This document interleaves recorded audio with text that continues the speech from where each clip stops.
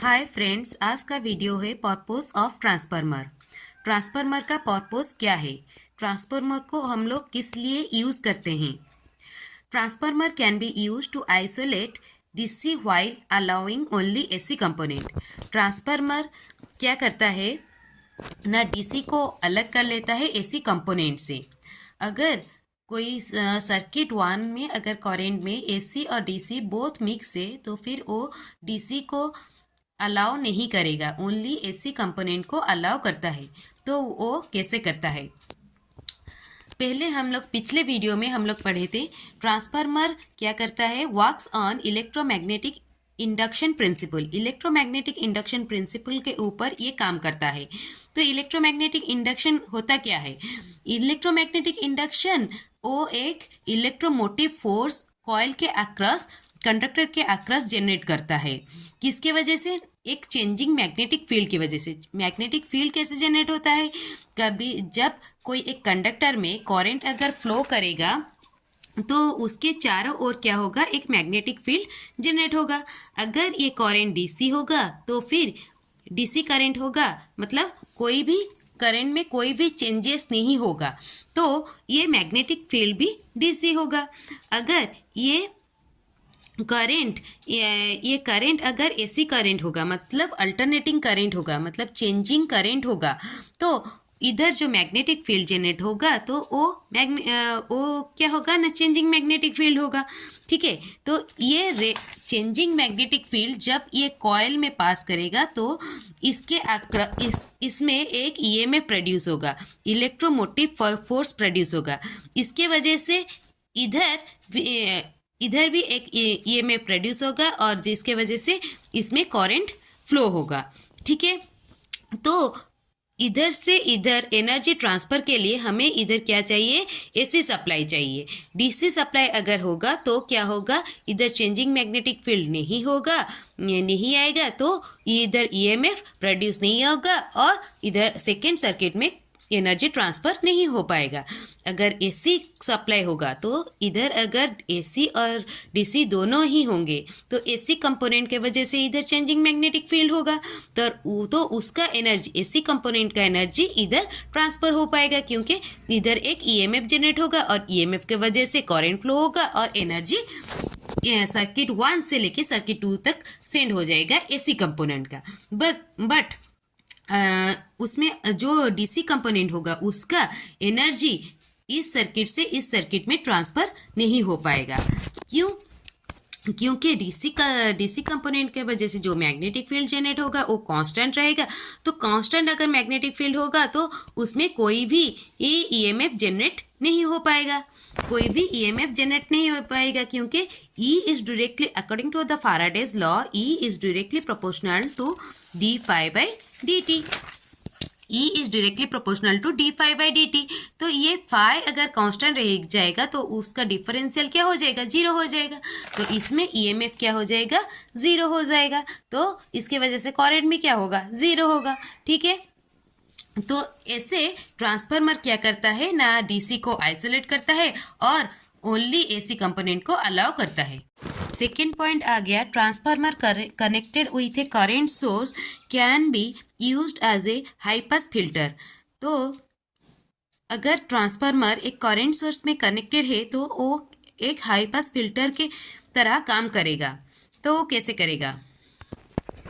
When a transformer is used with a current source, जब एक transformer एक current source में कनेक्टेड होता है, it can act as a high pass filter. ये एक हाई पास फिल्टर के तरह काम करता है, हाई पास फिल्टर के तरह काम करता है। Due to its frequency response characteristics. इसका फ्रीक्वेंसी रेस्पॉन्स कैरेक्टरिस्टिक्स मतलब उसका फ्रीक्वेंसी रेस्पॉन्स कैरेक्टरिस्टिक्स के वजह से वो क्या करता है ना, हाई पास फिल्टर के तरह काम करता है। फ्रीक्वेंसी रेस्पॉन्स कैरेक्टरिस्टिक्स मतलब जैसे कि अगर जैसे हाई पास हो गया, हाई फ्रीक्वेंसी हो गया, तो हाई फ्रीक्वेंसी में रेजिस्टेंस तो सेम रहेगा, पर इंडक्टेंस, ये इसका रिएक्टेंस का वैल्यू क्या हो जाएगा, जे ओमेगा एल। ये क्या होता है, जे ओमेगा एल। तो ओमेगा मतलब क्या है, 2 पाई एफ। अगर एफ ज़्यादा हो गया तो ओमेगा क्या हो जाएगा, ज़्यादा हो जाएगा। तो जे ओमेगा एल का वैल्यू क्या हो गया, ज़्यादा हो गया। तो इसका इम्पीडेंस का वैल्यू अगर ज़्यादा हो गया तो ये क्या हो जाएगा, ओपन सर्किट हो जाएगा। तो इनपुट में जो भी वोल्टेज हम लोग देंगे वो आउटपुट में प्रेजेंट होगा। तो इसीलिए इसको बोलते हैं हाई पास फिल्टर। अगर हाई फ्रिक्वेंसी हम लोग दे रहे हैं तो ये इधर जितना भी वोल्टेज दे रहे हैं वो वोल्टेज इसके अक्रॉस में आ जाएगा, क्योंकि इसके अंदर कोई भी करंट फ्लो नहीं होगा, क्योंकि इसका इम्पीडेंस बहुत ही ज़्यादा हो जाएगा। ठीक है, तो इसका भी वही ट्रांसफार्मर का क्या है, फ्रीक्वेंसी रेस्पॉन्स कैरेक्टरिस्टिक्स है ओ उसके वजह से ये क्या करता है ना, हाई पास फिल्टर के तरह काम करता है। The primary and the secondary winding of the transformer created an impedance mismatch. तो ये इसका प्राइमरी और सेकेंडरी वाइंडिंग का वो क्या हो जाएगा ना, इम्पीडेंस मिसमैच होता है, which can result in different frequency responses for different frequencies. Different frequency में इसका क्या होगा, अगर लो फ्रीक्वेंसी देंगे इन दोनों का फ्रीक्वेंसी क्या हो जाएगा, अलग इन दोनों का क्या हो जाएगा, इम्पीडेंस मिसमैच हो जाएगा। मतलब इम्पीडेंस फ्रीक्वेंसी के वजह से इन लोगों का इम्पीडेंस क्या होता है ना, चेंज होता है। तो इम्पीडेंस जब चेंज होता है तो इम्पीडेंस मिसमैच एक होता है। ट्रांसफार्मर में एक इम्पीडेंस मिसमैच होता है, अलग अलग फ्रीक्वेंसी में ये इन लोगों का अलग अलग इम्पीडेंस रहेगा, क्योंकि जे ओमेगा एल, इसका L1 होगा, इसका L2 होगा। तो एक फ्रीक्वेंसी में दोनों सेम रहेंगे, दूसरे फ्रीक्वेंसी में दोनों अलग हो जाएंगे, क्योंकि इसका हो रहा है इम्पीडेंस क्या हो रहा है, जे ओमेगा L1, इसका हो रहा है जे ओमेगा L2, जे ओमेगा L1 जे ओमेगा L2। तो क्या हो गया ना, the primary and the secondary winding of the transformer, primary and the secondary winding of the transformer create an impedance mismatch. Impedance क्या हो रहा है ना, मिसमैच, अलग अलग हो रहा है, व्हिच कैन रिजल्ट, जिसके वजह से डिफरेंट फ्रीक्वेंसी रेस्पॉन्सेस, इनका अलग एक डिफरेंट फ्रीक्वेंसी रेस्पॉन्सेस आएगा। अलग अलग फ्रीक्वेंसी में इनका रेस्पॉन्स, फ्रीक्वेंसी रेस्पॉन्स क्या हो जाएगा, अलग हो जाएगा। एट हाई फ्रीक्वेंसीज, जब फ्रीक्वेंसी हमारा क्या हो जाएगा, ज़्यादा हो जाएगा, the inductive reactance of the transformer became significant. क्यों सिग्निफिकेंट हो जाएगा, क्योंकि मैं बोला था क्या, जे ओमेगा एल, तो ओमेगा का वैल्यू ज़्यादा हो गया तो जे ओमेगा एल का वैल्यू क्या हो जाएगा, ज़्यादा हो जाएगा। इसीलिए हाई फ्रीक्वेंसी में इंडक्टिव रिएक्टेंस का ट्रांसफार्मर में क्या हो जाएगा ना, सिग्निफिकेंट हो जाता है, वो उसका वैल्यू क्या हो जाए, ज़्यादा हो जाता है, causing the transformer to behave as high pass filter। इसके वजह से ट्रांसफार्मर क्या करता है, एक हाई पास फिल्टर के तरह काम करता है। ठीक है, this means that it allows high frequency components of the input current to pass through to the output। क्योंकि इधर क्या हो गया, ये हाई फ्रीक्वेंसी हो गया, तो इधर का पूरा वोल्टेज क्या होगा, इधर इस तरफ रिप्रेजेंट हो जाएगा। तो वो क्या करता है ना, पूरा इनपुट करंट को पास करता है आउटपुट में, to pass through to the output while allowing और ब्लॉकिंग लो फ्रीक्वेंसीज कंपोनेंट। तो अभी देखो इधर हाई पास फिल्टर में क्या होता है, अगर फ्रीक्वेंसी लो होगा, ये वाला फ्रीक्वेंसी लो होगा तो ऑटोमेटिकली ओमेगा का वैल्यू क्या हो जाएगा, लो हो जाएगा। तो जे ओमेगा एल का वैल्यू क्या हो जाएगा, कम हो जाएगा। तो फिर इधर क्या हो रहा है, करंट एक फ्लो हो रहा है। तो इधर जो वोल्टेज है वो क्या हो रहा है ना, डिवाइड हो रहा है इसके और इसके बीच में। तो आउटपुट में क्या आएगा, आउटपुट में इंडक्टेंस के अक्रॉस जो वोल्टेज है वही आएगा। जब हाई फ्रीक्वेंसी होता था तो क्या होता था ना, जितना भी हम लोग इनपुट में वोल्टेज दे रहे हैं उतना ही वो क्या कर रहा है ना, आउटपुट में प्रोड्यूस हो रहा है। पर लो फ्रीक्वेंसी में वही वोल्टेज क्या हो रहा है ना, डिवाइड हो रहा है रेजिस्टेंस और इंडक्टेंस के अक्रॉस, और इंडक्टेंस के अक्रॉस जो वोल्टेज होगा वो आउटपुट वोल्टेज होगा। ठीक है, तो लो फ्रीक्वेंसी में वो क्या कर रहा है ना, वोल्टेज पूरा, इनपुट वोल्टेज पूरा आउटपुट में नहीं आ रहा है। ठीक है, तो इसलिए this means that it allows high frequency component of input current to pass through the output. जब हाई फ्रीक्वेंसी होगा तो इधर का पूरा वोल्टेज क्या होगा, इसमें रिप्रेजेंट हो जाएगा, इसीलिए इसका करंट और इनपुट का करंट पूरा आउटपुट में भी प्रोड्यूस होगा। ठीक है, while attenuating और blocking the low frequency component। अगर लो फ्रीक्वेंसी देंगे तो इधर क्या हो रहा है ना, वोल्टेज डिवाइड हो रहा है, तो थोड़ा मतलब जितना पूरा इनपुट वोल्टेज आउटपुट पे प्रोड्यूस नहीं होगा, उसका कुछ ही पार्ट आउटपुट पे प्रोड्यूस होगा, ठीक है। while allowing or attenuating or blocking low frequency components, this behavior is due to the relationship between the inductance of the transformer winding. इसका क्या है, एक इंडक्टेंस के वजह से transformer winding and the frequency of the component. तो इसके वजह से इम्पीडेंस क्या हो रहा है, जे ओमेगा एल।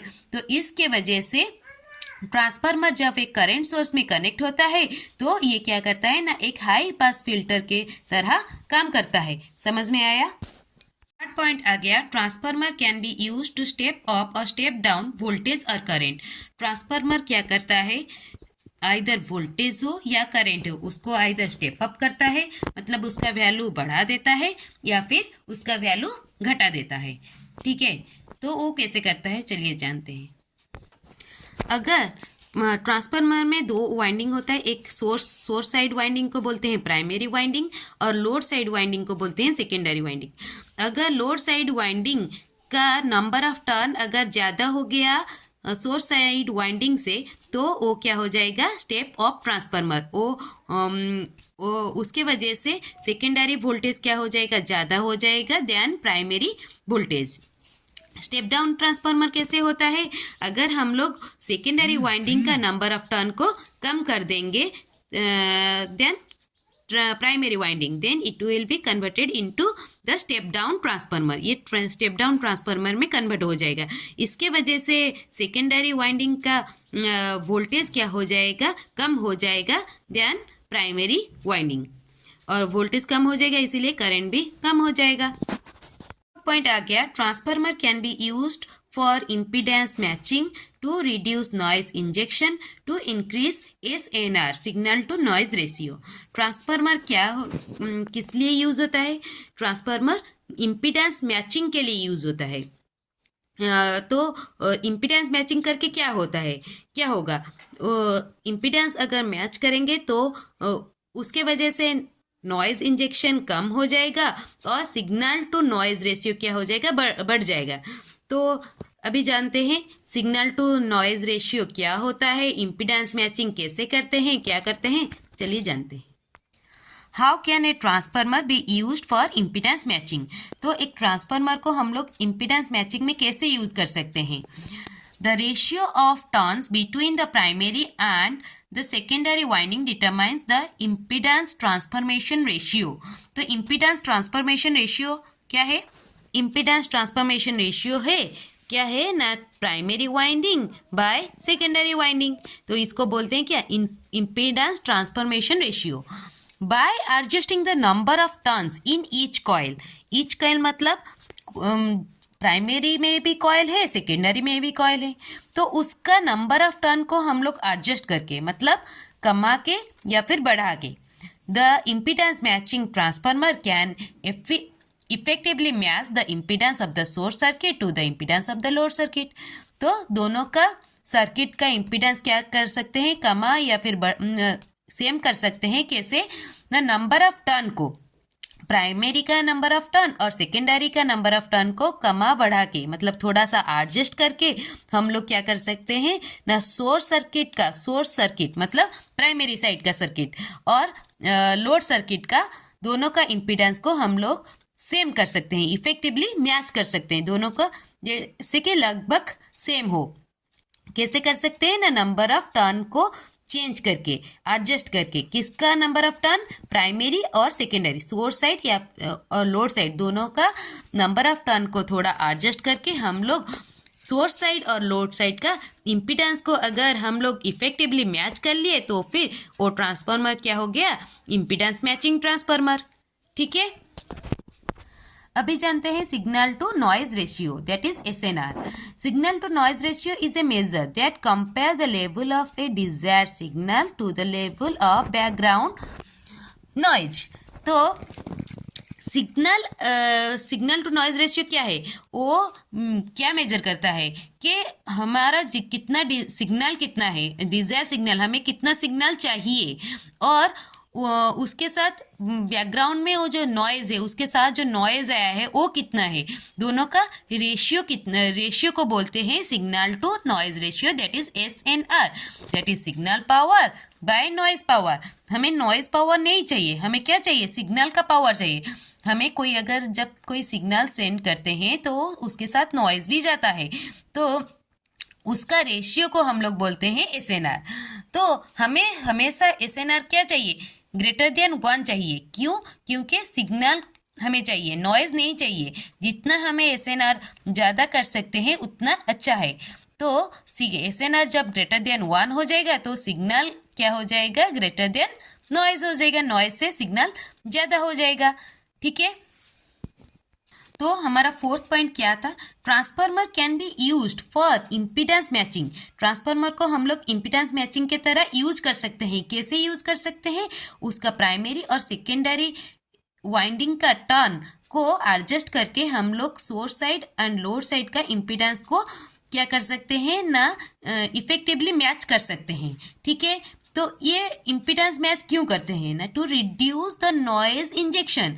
तो सिग्नल के साथ जो नॉइज जाता है उसको हम लोग क्या कर सकते हैं ना, कम कर सकते हैं। कैसे कम कर सकते हैं, अगर ट्रांसफार्मर का इम्पीडेंस को, सोर्स साइड और लोड साइड का इम्पीडेंस को अगर हम लोग इक्वल कर लिए, सो दैट क्या हो जाएगा ना, SNR ज़्यादा हो जाएगा। SNR अगर ग्रेटर देन 1 हो गया तो फिर सिग्नल का वैल्यू नॉइज़ के वैल्यू से ज़्यादा हो जाएगा, तो नॉइज़ इंजेक्शन क्या हो जाएगा, घट जाएगा।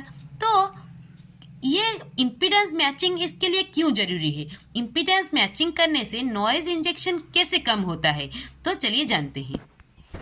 Impedance matching, transformer are used to raise और lower the apparent impedance in order to achieve maximum power transfer. हम लोग का NT में, नेटवर्क थ्योरी में एक पढ़ाया गया था कि मैक्सिमम पावर कैसे ट्रांसफ़र करते हैं, जब ये सोर्स साइड का इम्पीडेंस और लोड साइड का इम्पीडेंस जब सेम हो जाएगा, हम लोग क्या कर सकते हैं ना, मैक्सिमम पावर सोर्स से लोड तक ट्रांसफ़र कर सकते हैं। समझ में आया, तो मैक्सिमम पावर ट्रांसफ़र के लिए हमें क्या चाहिए, सोर्स का इम्पीडेंस और लोड का इम्पीडेंस दोनों सेम होना चाहिए।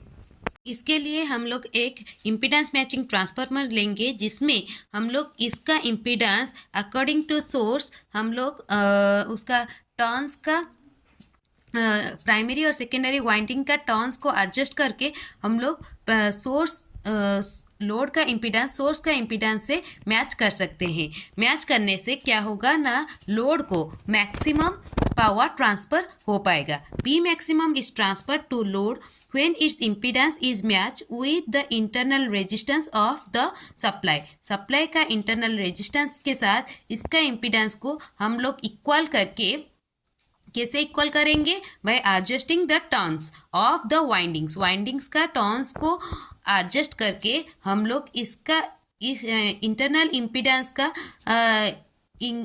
इम्पीडेंस के साथ इसका इम्पीडेंस को मैच कर सकते हैं। मैच करने की वजह से मैक्सिमम पावर क्या होगा, इसके पास ट्रांसफ़र हो पाएगा, मैक्सिमम पावर ट्रांसफ़र हो पाएगा। मैक्सिमम पावर अगर ट्रांसफ़र होगा तो SNR क्या हो जाएगा, बढ़ जाएगा। SNR बढ़ जाएगा तो सिग्नल क्या हो जाएगा, नॉइज़ से ज़्यादा हो जाएगा, जो हमें चाहिए। तो ट्रांसफार्मर का पर्पस क्या हो गया, एक ये क्या करता है ना, आइसोलेट करता है DC को और AC कंपोनेंट को अलाउ करता है। दूसरा आ गया, अगर ये एक करंट सोर्स के साथ कनेक्टेड है तो फिर ये एक हाई पास फिल्टर के तरह काम करेगा। ठीक है, और ट्रांसफार्मर को हम लोग क्या कर सकते हैं, वोल्टेज एंड करंट को अप डाउन करवाने के लिए हम लोग यूज़ कर सकते हैं, स्टेप अप और स्टेप डाउन करने के लिए। और एक क्या है, ट्रांसफार्मर को हम लोग इम्पीडेंस मैचिंग के तरह यूज़ कर सकते हैं, जिसके वजह से हम लोगों का क्या हो जाएगा ना, SNR बढ़ जाएगा। कैसे, नॉइज़ इंजेक्शन को रिड्यूस करके। ठीक है, ये था 4 purpose of 4 purposes of transformer.